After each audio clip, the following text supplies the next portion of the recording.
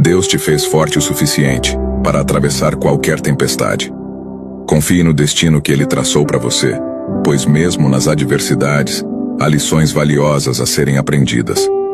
Mantenha sempre a fé e a esperança viva em seu coração, pois assim como as tempestades passam, a força que Deus te deu permanecerá contigo, te guiando para a paz e a serenidade que Ele reservou para a sua vida. Acredite, pois com Deus ao seu lado, você é mais forte do que imagina.